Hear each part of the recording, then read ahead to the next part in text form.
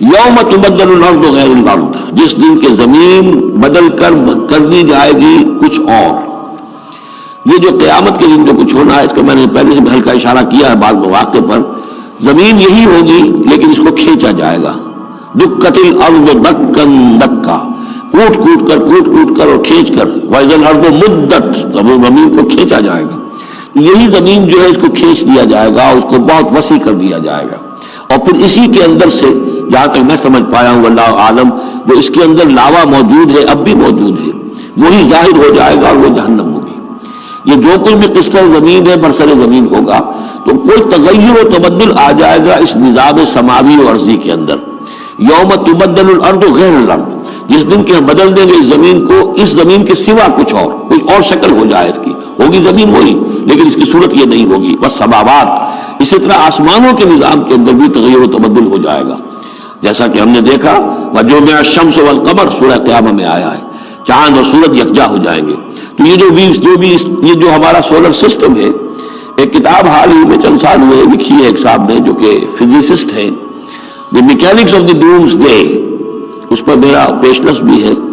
تو اس میں بعض چیزیں ایسی آئی ہیں کہ جس سے پہلے جس کی طرف توجہ نہیں ہوئی ہے، لیکن بعض انہوں نے جو باتیں کہی ہیں وہ قابل غور ضرور ہے کہ اصل میں اس کائنات کے اندر کسی گیلیکسی کی یا کسی ایک حصے کی موت واقع ہو جاتی ہے، پھر کسی اور حصے کے اندر اس کی زندگی کا ظہور ہو جاتا ہے. تو یہ جو قیامت ہماری اس دنیا کی آنی ہے تو اس کو اس سے نہ سمجھا جائے کہ کل کائنات ختم ہو جائے گی اس دن، نہیں. اس ہمارے حصے کے اندر جو بھی ہمارا ہے سولر سسٹم ہے، جس کا کہ ایک فرد جو زمین بھی ہے، اس کا نظام بدل جائے گا، تلپٹ ہو جائے گا.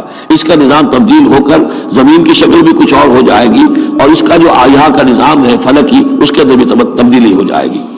یوم تبدل الارض غیر الارض والسماوات وبرزوا للہ الواحد القہار، اور پھر یہ ظاہر ہو جائیں گے، سامنے کھڑے ہو جائیں گے اللہ تعالیٰ کے سامنے جو الواحد ہے، القہار ہے. اور یہ قرآن مجید میں بھی ہے، وَجَاءَ رَبُّكَ وَالْمَلَكُ صَفًّا صَفًّا، دُكَّتِ الْأَرْضُ دَكًّا دَكًّا وَجَاءَ رَبُّكَ وَالْمَلَكُ صَفًّا صَفًّا. اللہ تعالیٰ بھی آئے گا، نزول اجلال فرمائے گا. کیسے فرمائے گا ہم نہیں جانتے، کیا اس کی شکل ہوگی ہم نہیں جانتے. اللہ کے ہاتھ ہے کیسا ہے ہم نہیں جانتے، اللہ کا چہرہ ہے کیسا ہے ہم نہیں جانتے، اللہ کی کرسی ہے اس کی کیا حقیقت ہے ہم نہیں جانتے. لیکن اللہ تعالیٰ نے الفاظ استعمال کیے ہیں. سماع دنیا تک نزول ہر شب کو ہوتا ہے اللہ کا، ہمارا ایمان ہے اس پر، لیکن کیسے ہوتا ہے یہ ہم نہیں جانتے. اسی طرح اللہ زمین پر آئے گا، نزول فرمائے گا، اور اس وقت کیسے آئے گا ہم نہیں جانتے. اس وقت البتہ شاید حقیقت ہم پر منکشف ہو جائے گی.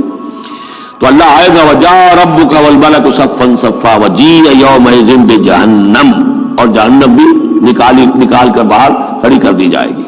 یوم تبدل الارض غیر الارض والسماوات وبرزوا للہ الواحد القہار وترى المجرمین یومئذ مقرنین فی الاصفاد، اور تم دیکھو گے مجرموں کو اس روز کہ وہ جکڑے ہوئے ہوں گے باہم زنجیروں کے اندر. سرابیلہم من قطران، ان کے کرتے ہوں گے گندھک کے جو ان کو کھا رہی ہوگی ان کے جسموں کو. وتغشا وجوہہم النار، اور ڈھانکے لے رہی ہوگی ان کے چہروں کو آگ. لیجزی اللہ کل نفس ما کسبت، تاکہ اللہ تعالیٰ بدلہ دے دے ہر ذی نفس کو، ہر جان کو جو بھی کچھ اس نے کمایا. ان اللہ سریع الحساب، یقیناً اللہ تعالیٰ اللہ کو حساب دینے میں دیر نہیں لگے گی. ھذا بلاغ للناس ولینذروا بہ، یہ ہے لوگوں کے لیے پہنچا دینا. ابلاغ، بلاغ، تبلیغ، یہ لوگوں تک پہنچانے کے لیے ہے. پہنچانے کی ذمہ داری محمد پر ہے صلی اللہ علیہ وسلم، اور محمد کے بعد محمد کی امت پر ہے علی صاحب الصلاۃ والسلام، کہ اللہ کے رسول نے پہنچا دیا انہیں، اب ان کے ذمے ہے تمام انسانوں کو پہنچانا. ھذا بلاغ للناس ولینذروا بہ، یہ ہے پہنچا دینا لوگوں کو، اور یہ کہ اس کے ذریعے سے خبردار کر دیے جائیں، اس قرآن کے ذریعے سے، بہی اس کے ذریعے سے.